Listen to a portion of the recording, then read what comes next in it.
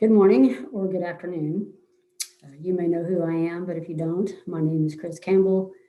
I'm the Health and Wellness Coordinator here at the Endwright Centers, both in Bloomington and Ellettsville, where I do classes ranging from balance, strength and balance exercise classes to taking people out for bike rides and walks and hikes and things like that. So also I've got um, 35, I hate to admit that, but maybe 35 years or so of experience working in a health and wellness field throughout my career. I have a bachelor's and master's in exercise science and exercise physiology. My interest has always been in health and wellness. So here at the Endwright Center, working with that population of 50 plus, I have found that interest in balance types of classes has become very much the biggest part of um, my classes and needs of my clients. So today what we're going to talk about is balance. And I'm not going to teach a balance class per se, but I will tell you about what it is we do in balance classes and encourage you to take part. And also, we're going to go through some things about what would happen if you were to fall, because if you haven't fallen yet, you're probably going to fall at some point, and how to get up from that fall safely. So, so first things first, and excuse me while I sip on some hot coffee as we go. First things first, why is it we're talking about balance? I said that we have a lot of interest in balance classes for the 50 plus population. Part of that is because, as you might know, we have an increased chance of falling as we get older. And why is that? Well, a couple of reasons, or actually it's complicated, but some of the reasons, your senses, your sight, our sight declines as we get older. We may have slower reaction time. Some of our more physiological, as far as our muscles, our joints don't function as well, or not as flexible, not as strong. Maybe our posture is not as erect as it used to be, maybe degenerating spine. Some of these things will be factors as far as your increase in chances of falling, as well as some things like possibly a medical issue, or maybe a medication that you're on that may cause problems as well with your balance. So, so as this is happening as we get older, the idea is we want to do what we can to keep our balance as much as we can to prevent our chances of falling. Falling not only puts you at risk for, obviously serious injury, but also just limiting your mobility, your ability to get around, your ability to do things you want to do day to day. So some of the things we want to do is it's kind of one of those use it or lose it types of things, where as far as with your systems, I just talked about your sensory systems, your muscular systems, your motor systems, all of those systems, you want to keep them operating well. And so part of what you need to do is take good care of them, of course, and use them. If you sit in a chair a good part of the day, not using any of these systems, but then you expect to be able to go outside and walk through the yard to go get your mail, do other things, you may be putting yourself into a bad situation. You've got to daily use these systems, your eyes, your reaction time, your muscles, your bones, your joints, everything needs to be moved every day, needs to be worked. So what I do as far as my balance classes and many other balance classes is we work those systems. We work in my classes, we will do a warm up, just get everything, all the joints lubricated and warmed up and ready to go. And these are all arthritis foundation classes as well. So we do work all the joints, which is a big issue with a big factor as far as balance, is that your joints need to be functioning as well as possible. So we warm up all the joints, and we go through some basic strengthening exercises to work strong and work on your posture. We work on some flexibility, to do some stretching.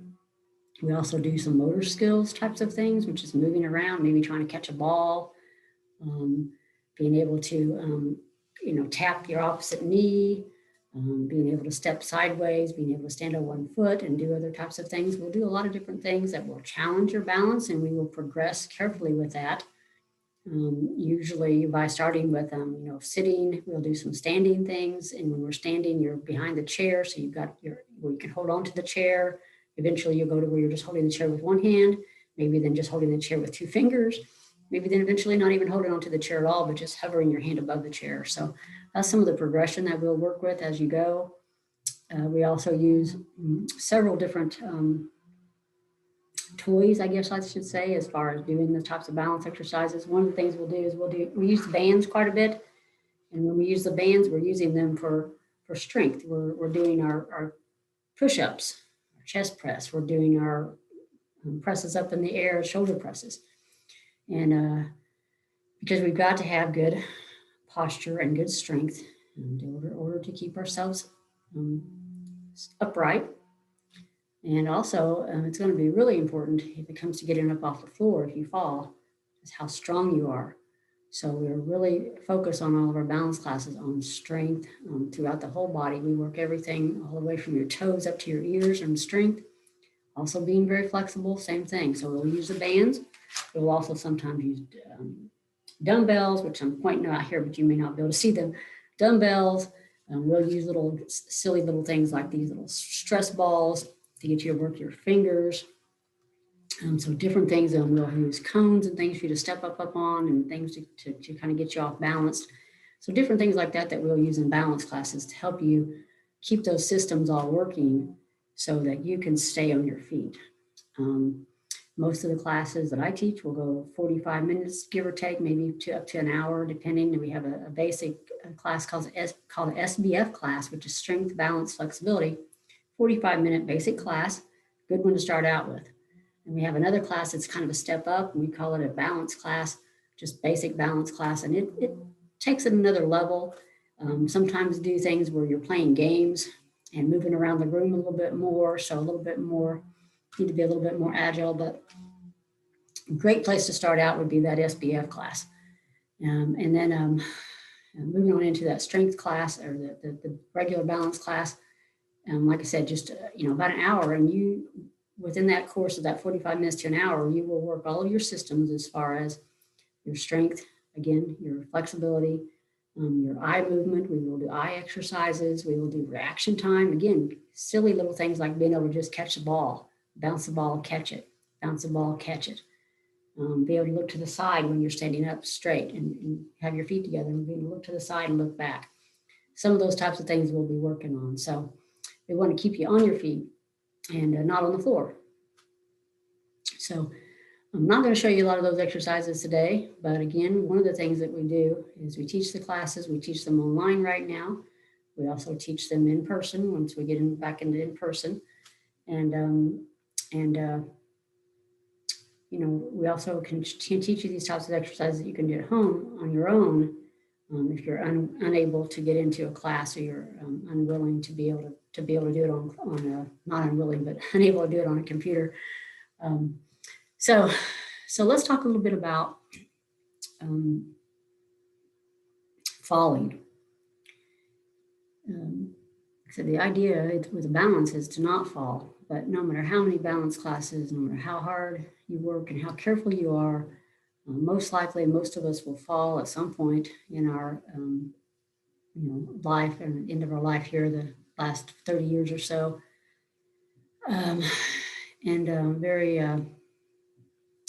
Sometimes it just puts a lot of fear in people. They're afraid to even get out and move around because they're afraid of falling. But that's going to make things worse because you don't want to be afraid of moving around. You want to be able to be active and participate in your life. And if you're not moving around, your systems are going downhill. So you're going to make it more likely that you're going to fall.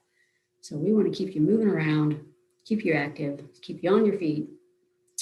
And with those types of exercises, like I said, the whole strength exercises, all the flexibility exercises, the eyesight and visual hand movements and reaction times and things like that. So if you have any questions about all that, always feel free to give me a call or email me, and I'll be glad to help you out with finding a class or finding something that works for you. So let's say that that you do fall. Some of the types of things, situations that you fall in, we're going to go through, and I'm going to demonstrate how to get up from the fall. One of the worst things that could happen with you when you fall would obviously be to break something like a hip or a joint of some sort. That sometimes does happen, but a lot of times it doesn't happen. A lot of times you just fall and you're okay and you get back up. So we're going to assume for the purpose of this class that you have fallen and you have not broken anything. You are able to get yourself back up. I'm going to teach you the best way to do that. And I'll say this because this is true for all of these positions that I'm getting into, is that really, ideally, when you fall, you get yourself back up. You don't have someone coming over and pulling on you, trying to get you to get up, yanking you around or anything like that. Ideally, you're in a position where you can get yourself back up and they can just be there for support. So, because you don't want them to be pulling on you and then they fall backwards and they pull you on top of them, pull your arm, out of socket, trying to pull you up or anything. So we want everybody to be safe. And so I'm going to show you how to get up, a couple different positions, situations that you're in. And then, again, another thing that I'll mention, and I'll mention this again at the end because this is very important, is that you practice getting up. Is you don't wait until you've fallen and you can't get up and you didn't know that you couldn't get up. So ideally, after you've learned what I'm talking about here today and these exercises and then getting up off the floor, you practice it. You practice it with somebody around that's close by just in case.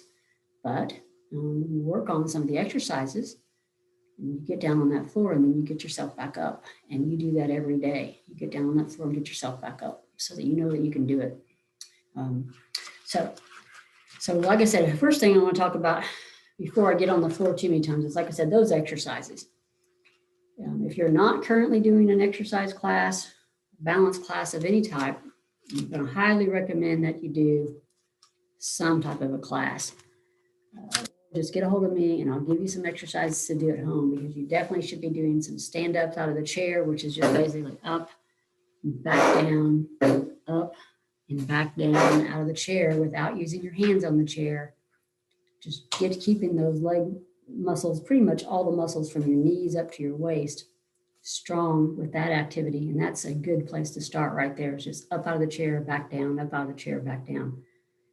And just walking, doing some high knee raises, doing some calf presses, doing some things with your arms, anything that you can do. But like I said, just get yourself involved in a class, learn some exercises through me or through someplace else to keep yourself strong.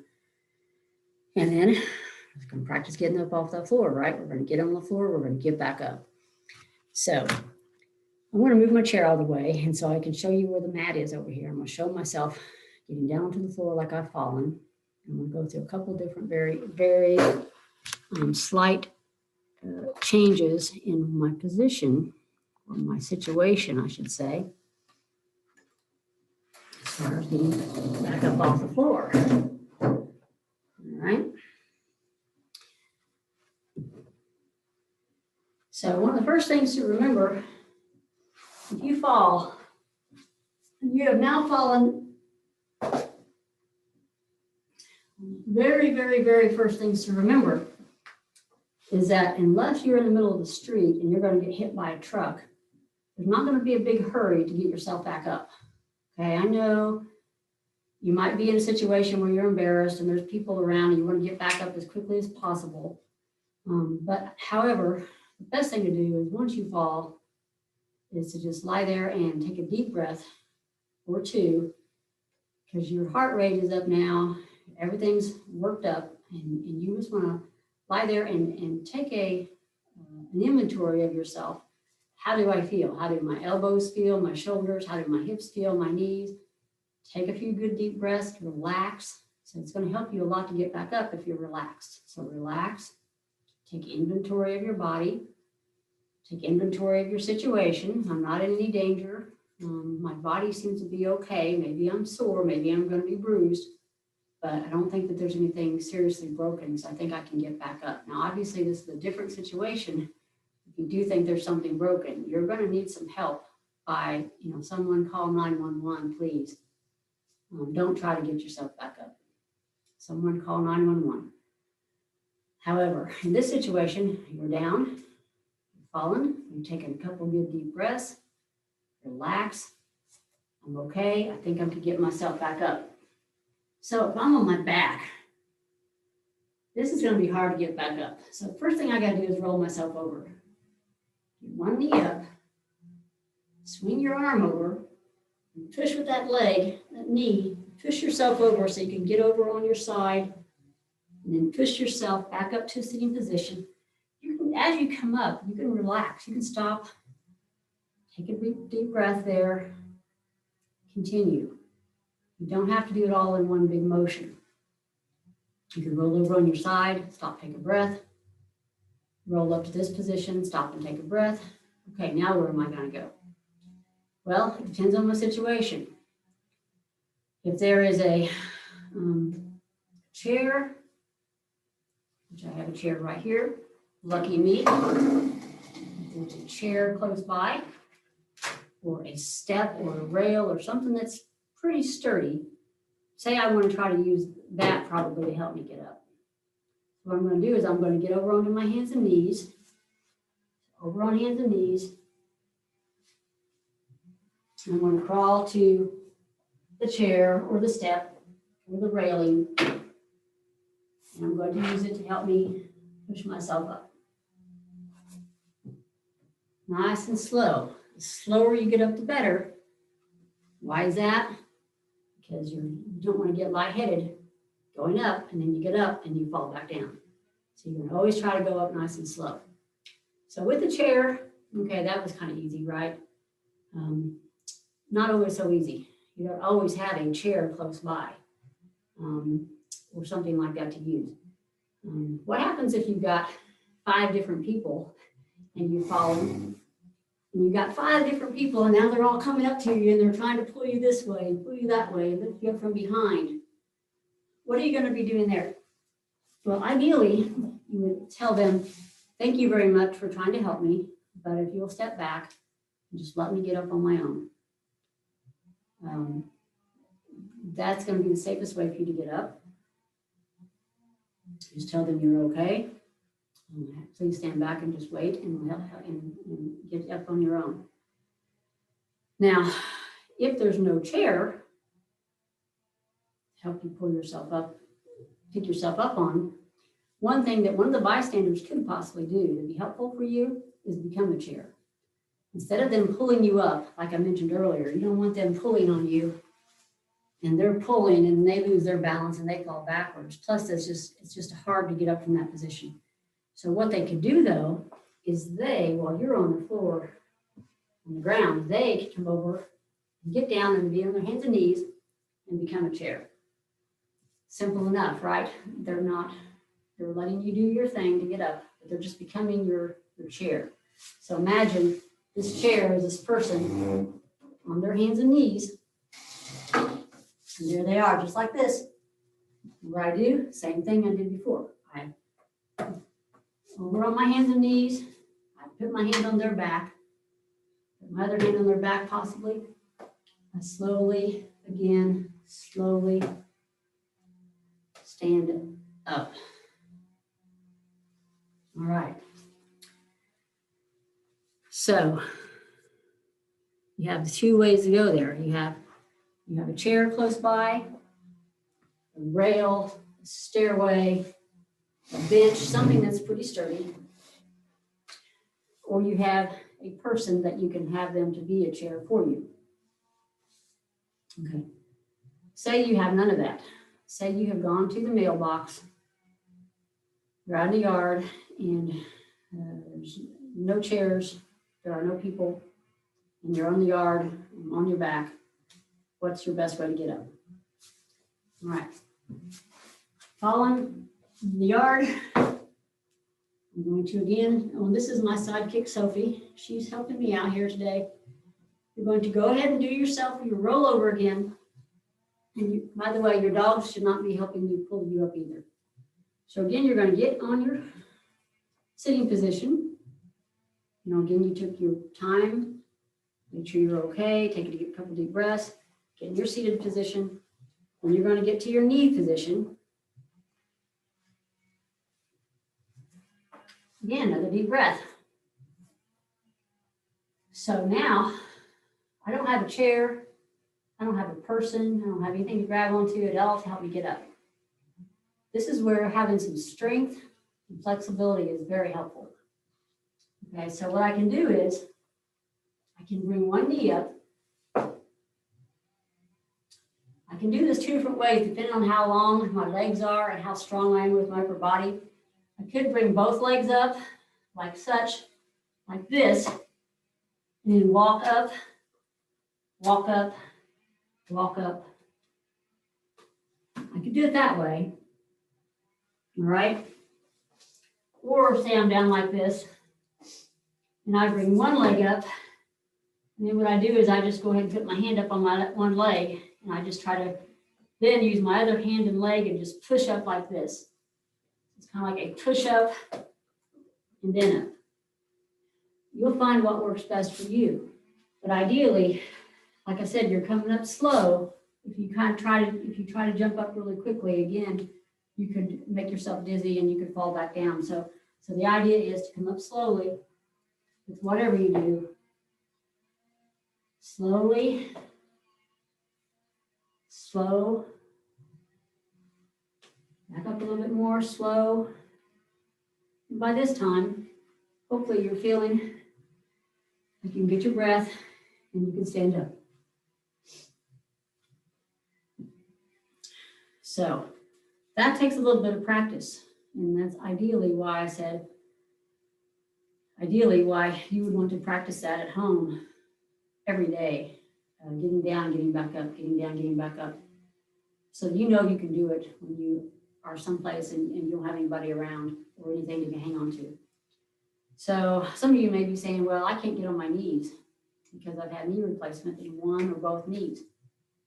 So what am I going to do? The answer to that is you're going to do the best you can to stay off your knees and still get up. A little bit more difficult here, a little more challenging, but again, having that strength and flexibility of your body is going to help you. So same thing again. I've fallen. I'm going to roll over after I've rested, relaxed.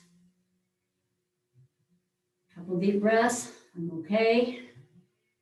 I'm going to roll over. I'm going to roll up. Okay. Now again, I can't get on my knees from this position. So what I need to do? I'm going to have to get up on my toes. So it's almost the same as before, only instead of my knees, I'm on my toes. So I'm rolling over, but I'm on the toes. I'm going to walk those toes up.